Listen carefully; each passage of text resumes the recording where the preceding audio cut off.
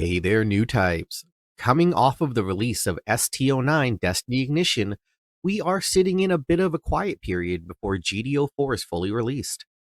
However, that doesn't mean we can't test things with what we have to help us get a better idea of where things may go in the future. GD04 looks like it's trying to slow the meta down a little, and it looks like it's adding some new tech to try and challenge effect damage, leaving ping in an interesting spot. I decided to try and throw in the new Impulse package into Blurple in order to see how the deck plays with something that brings it very firmly into a mid-range strategy. It's not as fast as the Blurple Rush decks you've been seeing in the meta, but I think it brings its own power to the table in a Relentless deck that keeps pouring the pressure on.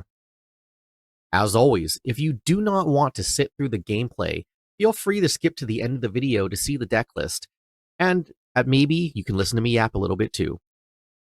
Either way, I'm just happy you clicked the video at all. Shoutouts to my local game stores and community of players, both in person and online. If you have the chance, check out some of the other content creators in the space. They're all awesome people and make fantastic content, so you may be interested in their channels, and if you are, their info is below. If you like what you're seeing here, please consider liking the video and subscribing to the channel. If you have comments, suggestions, or simply want to start a discussion, feel free to post below. I read every message, and I do my very best to reply. Now, let's get this party started and see if Impulse adds some value to Blurple. Mission start. Alright, so we cut each other's decks and go into the dice roll. I roll a 10 while my opponent rolls a 6, allowing me to go second. I think that is what you want to do with this deck. This deck is very much a mid-range build. It's meant to, play into the mid-range, not really be an aggro rush deck.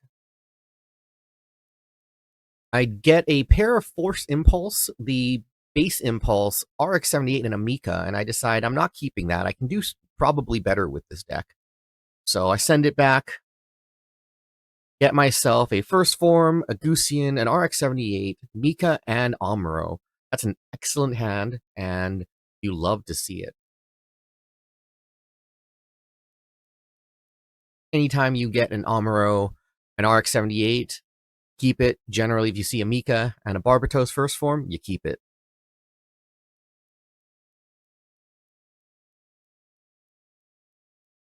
Alright, so we are setting down our shields here, and my opponent will take us off once he set his down.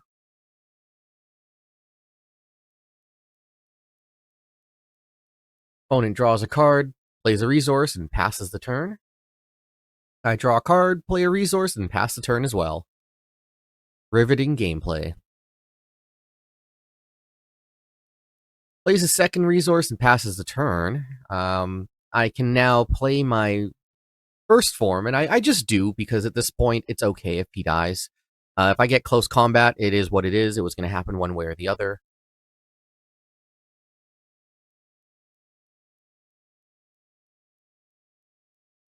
Plays down a Strike Rouge. So I drew a Nail Argama here, and that was pretty good because it allows me to deal with that Strike Rouge before before it becomes a problem. It just lets me continue to play the board as I want. And lets me start off with some pretty good pressure here.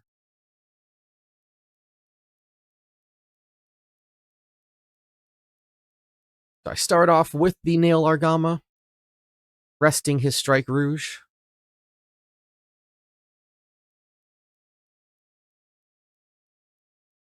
Gives me an Adapt, which is pretty nice.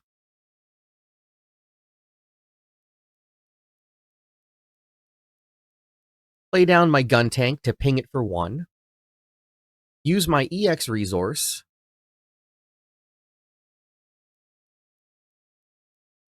And put Mika on the First Form to finish off the Strike Rouge, deal damage to my First Form, and allows me to swing to break his EX base and draw a card.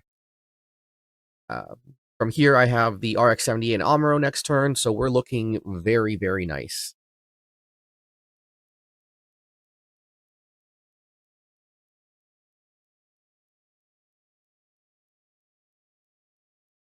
Opponent plays down a Sword Impulse and passes the turn.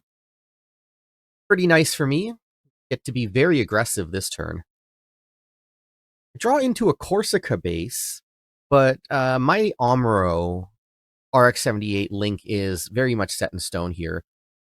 So we play RX-78, we put armor on him, we rest his Sword Impulse, and I use my gun tank to kill his Sword Impulse. Then I swing with Barbatos, take a shield, draw a card, and take another shield with my RX-78 and Amuro. I put him down to 4 and make him have some answers immediately.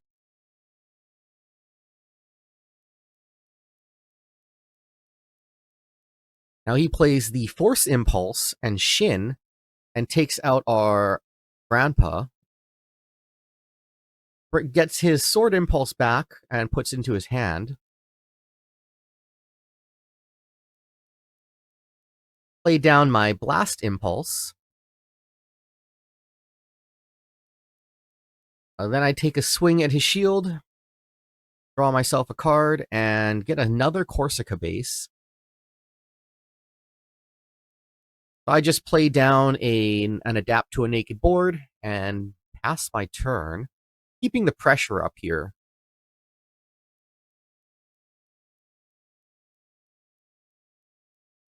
Opponent plays the New Freedom, pairs it with Kira, swings at my first form, and minuses 2 on Blast Impulse. I still block with Blast Impulse because it does, allow me to protect my first form, which has been getting me lots of cards. I do make it to my level 6 turn. And I'm just going to deal with this Impulse basically right away. But I take a swing with first form, draw a card, and let's see here. Yeah, I'm pretty sure I just take it. Yeah, I just take out his Freedom, dealing 1 damage with the Rebake, hitting it on my Adapt, and then swinging my Adapt into the Freedom.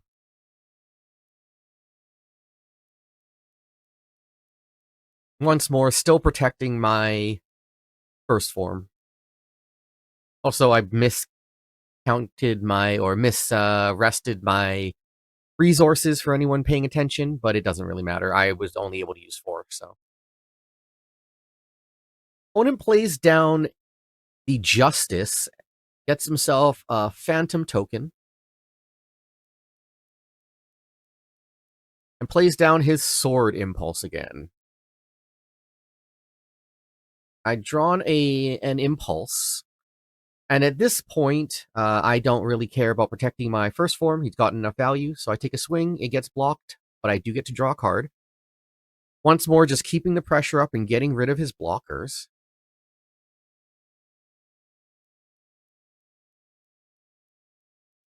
Take a swing at his shield. Give him a Shin, which I'm not loving, unfortunate. But I do play the Gusian again, pinging 1 onto the sword, and then I play an Adapt, adding another point of damage to my Gusian and getting rid of the sword. Once more, I am absolutely terrible with resting my resources. I rested 1 too many because I am a TCG player and I am bad at math.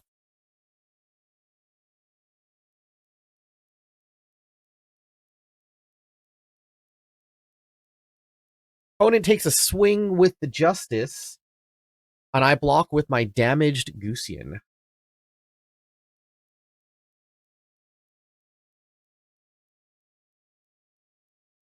He giant killings my standing Adapt.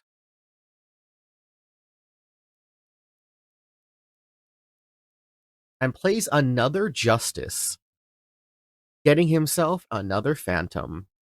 And you see the value of Justice here. He is just absolutely able to stabilize despite only having 1 shield right now.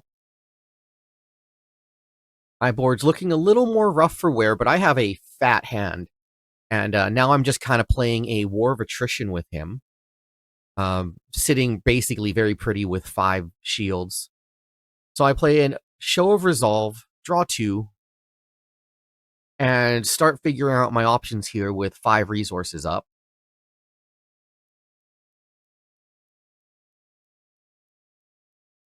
Playing down my Amuro onto the Gusian to rest the Phantom token. I do leave the Phantom token up because I have a better target, which is his Damage Justice.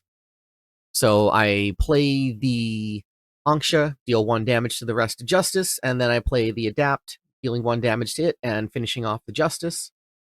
I take a swing with my Gusian and hit his shield, giving him a Minerva, which is very good for him. But once more, I do have a fairly fat board and have a decent amount of pressure here.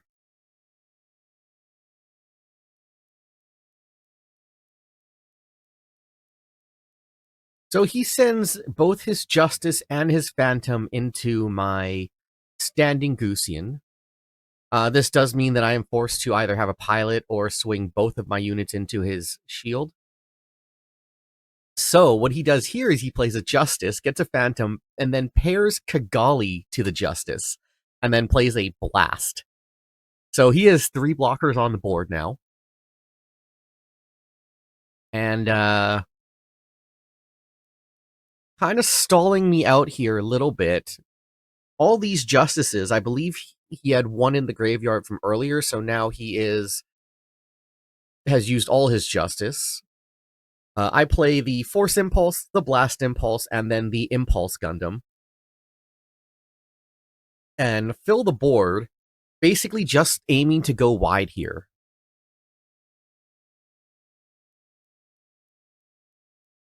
He's basically used all his Justices now.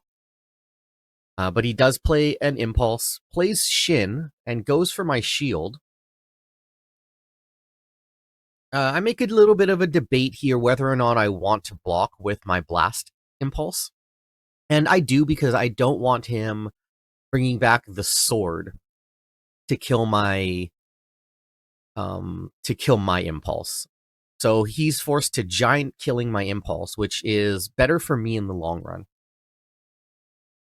Because he doesn't get a body on board in order to do that, and the giant killing doesn't hit another unit like the Anksha. He plays a Striker Pack, gets a Launcher Strike, and then passes the turn to me. I take a swing with my Force Impulse towards his Minerva. And he does block with his Blast, letting me bring back the Impulse to my hand, which honestly was probably unnecessary. I was a little mildly tunnel visioned here, and yeah. But I do take a swing with the Anksha, which he blocks with the Launcher, I believe. Yeah, I swing with the Anksha, and he blocks with Launcher.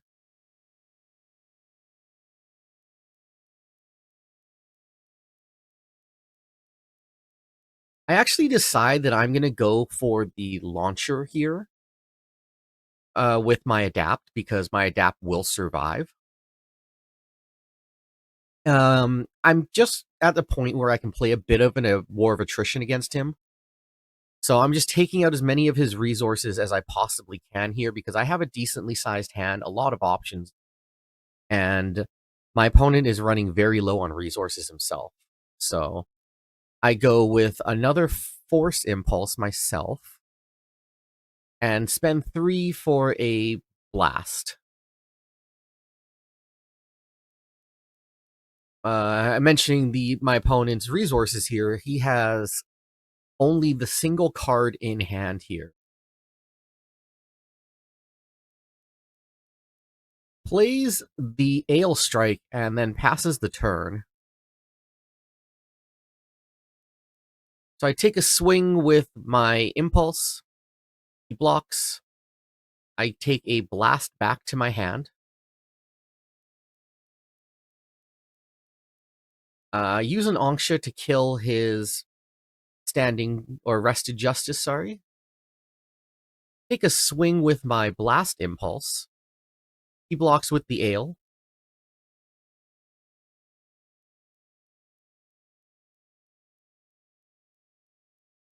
I take a swing with my adapt.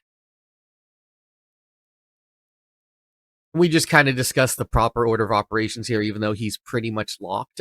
We figure it's better actually for him to let the adapt through. Yeah, so he lets the adapt through, and then I take a swing with my Angsha, and he blocks the Angsha with the Phantom. I finish off his shield with the Force Impulse. Or sorry, not the Force Impulse, the regular Impulse. And then I use it to bring the Force Impulse back to the field, and then play a Blast. I probably should have played the Gun Tank, but I didn't bother. Opponent draws Akira, and that's game. Alrighty, so I hope you enjoyed that gameplay. I think this was a pretty fair example of what the deck can do. I think it also shows the direction it took being more mid-range than the aggro deck, because it definitely played a lot slower. We were playing towards the longer part of the game, and even against a grindier deck like a purple-white blockers list, this deck was able to maintain value a lot of the times and play at a pretty steady pace that allowed it to apply pressure. The core of the deck has the Tekkadan package, Adapt, First Form, Gusian, mikazuki. It's got the Ping, and it's also got Amuro and RX-78. The Corsica base obviously was limited to 2, so we had to find another base to play, which ended up being the Nail Argama. I think you could see from how it worked out in this gameplay that it does have some merit, and I think it does work really well in mid-range builds like this as a control piece that pairs well along with Amuro. There is no Shin in the deck, and that is definitely by choice, but also because this list doesn't have a lot of extra space. We are trying to do a lot with it. We're trying to force a whole new package into an existing archetype that's already performing well. So the things that are basically in this deck are good stuff. So you could call this good stuff the deck if you really wanted to. But efficiency was the key here. I didn't feel like I needed to be hyper aggressive at the very beginning. I just wanted to get to a point where I'm able to take fairly good control and apply pressure continuously. And I do think there is merit to not having those level 2 2/2s, mostly because I don't find that they trade super great on rate. A lot of the times they're being blocked, or they're not being taken out like multiple units. Like one unit, one Lefrith might take out 2 of your guys, and the value isn't there unless you've been hyper aggressive, and I don't think this deck can really afford to do that. I had thought of putting maybe Zaku Warriors in it, but ultimately just playing the grindier game with some fairly fat bodies with the 5 AP was really where I wanted this deck to go. Is this the final form? I don't know. I do think that it is very strong. I think it's got a consistent and it's got a steady package, right? Again, the whole thing was about putting pressure, being able to play card after card without really worrying about your hand dropping too far. There's a lot of efficiency here, there's a lot of value, and there's a lot of board presence. However, this doesn't need to necessarily even have certain aspects. Like if some people decide they want to cut Amuro and the Gundam, that is a whole 8 slots that you could, put Shin in there plus 4 more cards, which could very well be the Sword Impulse or the Zaku Warrior. That's always an option. Show of Resolve, not 100% necessary, but I like having it, especially with the way this deck plays more of a mid-range.